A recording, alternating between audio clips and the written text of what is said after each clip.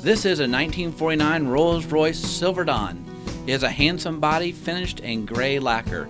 Its luxurious interior is wrapped in navy blue leather and trimmed with real burl wood. Its front doors open backward, which makes for a more natural entrance and exit as long as the vehicle is not moving. It's powered by a 4.2-liter inline 6-cylinder engine. It has an 8-gallon gas tank and gets about 12 miles to the gallon, so it's more suited for weddings and parades than for long road trips. Today, we're on the road with its owner, Terry Griffith. His family has owned the car for over 50 years. He has many memories of cruising with his grandfather, and now Terry is using it to make his own memories with his family. Let's hear more about Terry's beautiful car and his journey during this episode of Christians in Cars Getting Coffee. How you doing? Good, man. How you doing? Excellent. Man, good to see you. This car too. is beautiful. Thank you for doing this, man. Almost as beautiful as the day. I know. What a gorgeous day out here in I'm St. glad Pete, you man. could get some time to get away. Yeah, absolutely, dude. Love taking a little ride in this vehicle, hanging out with you, man. Summer is here. Yes, it is, man. Oh, man. I'll tell you what, kind of riding in style makes it even better. Sorry I can't offer you air conditioning at this point. It's all right. We got the windows down. Gonna cruise here. How you been doing? You been doing good? Very well. Awesome, man. Good days. Enjoy the weekends for the time to just be relaxed. Yeah. Tell me, what year is this car? It's a 1949. Nice. And how'd you get it? So this was my grandfather's car that he used to drive me around after church on Sunday afternoons when I was 5, 6, 7 years old. Man, it takes a whole nother level of Sunday afternoon drives, huh? That's right. That's right. So I completely remember my pop-up from those days. But as he got older, this car just sat in the garage, and he wouldn't take it out that often. So I just simply asked him one day, called him up, and I asked him what he was going to do with the old Rolls. And he said, I don't know, why? And I said, well, I'd like to take care of it. And he said, you would you? And I said, absolutely. So he said, well, come on up and get it. So from that point, my father and I that's cool. Took a trip up there and needed to get some new tires on it.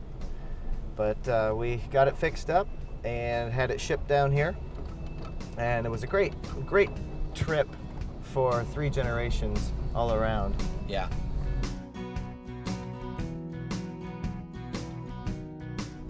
So Terry, how did you and Jim find Radius, man? Well, we were at a church for 13 or 14 years, and things started getting a little stale. Just didn't see vision. Traditions kind of got in the way and didn't really feel life. And we were visiting a church up in Pensacola with our friends.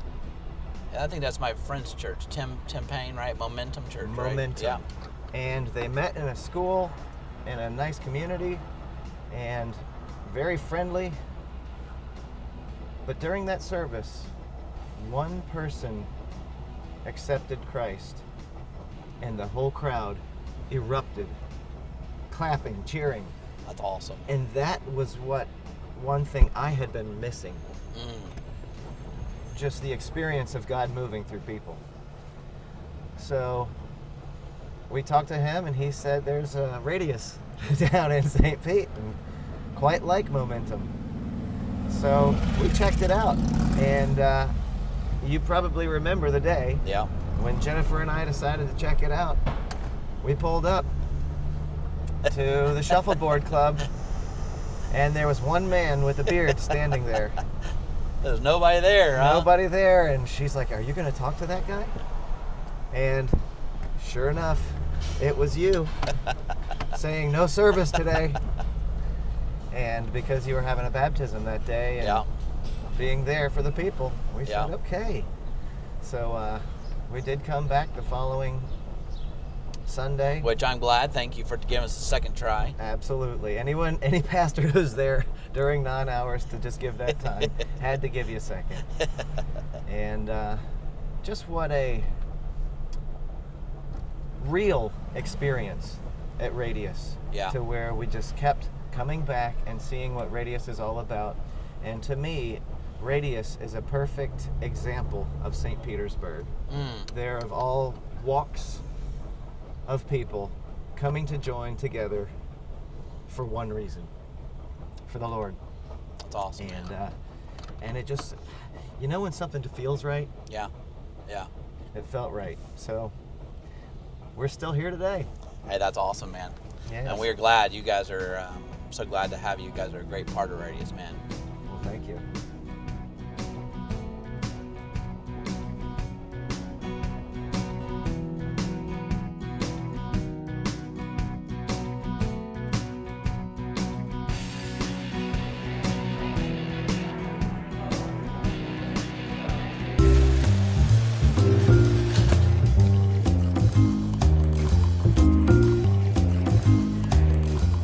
Terry, man, I'm so glad you can hang out. Love riding your car, man. A beautiful car. We're kind of doing this thing called On the Road, a series of summer where Jesus meets us in our journey, and we're want to get together and find cool cars and drink some great coffee and hear a really great story. And so, tell me, Terry, you really believe that God really meets us in our journey. Absolutely. Tell me about a time that Jesus really showed up in your journey in your life. I'll tell you, it would be the very first time. And I grew up in a childhood with a believing mother and an alcoholic father. And I always going to church every Sunday. And in fact, the car we were in, that's what I mentioned, my grandfather used to take me for a ride in that car after church on Sundays when we go over there in the afternoon. But growing up in that kind of environment, as I got to be an early teen, 13 years old, I started searching for fulfillment in different areas, Right. such as drinking, partying, staying out late, just doing the wrong things with the wrong crowd. Yeah. There was one night where I drank so much that I had to go to the hospital, and I had a 0.38 blood alcohol level. Wow. Almost died. It was within a few weeks of that I had gone back to a Young Life group that went on a retreat that weekend. And it was all the kids that I'd grown up with. But we went on a retreat to somewhere in Lakeland, I still can't tell you the place, to some basketball auditorium. Can't picture who was speaking. Have you ever tried to find it? I haven't. Hey, that sounds like a road trip right there. I know, because there, Jesus met me in that auditorium. It wasn't a person that brought me to Jesus, it was Jesus that said, surrender what you have been looking for and follow me. Wow. And right there, I raised my hands, I lifted my hands, and I gave him my life. Wow. And that was just a recharging feeling, like a battery and a battery recharger, where my life was being filled. It was the holes in my heart that were just being filled up again. Wow. So really finding your purpose, finding what you've been searching for in Jesus. Yes. He met you on a journey, right? Somewhere in the middle of Florida. Somewhere on a road in an auditorium. And it's never been the same since. Now I have that peace, I have that joy, I have that love, all because Jesus came into my life and found me when I was a young teen searching in the wrong direction. Wow. That's awesome, Terry. That's an amazing story of God meeting you in your journey, and what's cool how your journey has shifted from that day forward, and now you get to be the type of father that God created you to be to your sons. That's right. Which is awesome. And as I became a father with children, I really began to understand how God loves me. Unconditionally, full of grace, full of mercy. Boy, those children, what a blessing they are. But they can get you Yeah. under your skin. Yeah. But it's still that loving forgiveness, that grace, that I would do anything for them. I would die for them, just like He sent Jesus to die for us. That's awesome. So it's a great message to fathers who have children, understanding God's love for us. And it's also a great message for God will seek us out on a journey. Sometimes we might be going down the wrong path.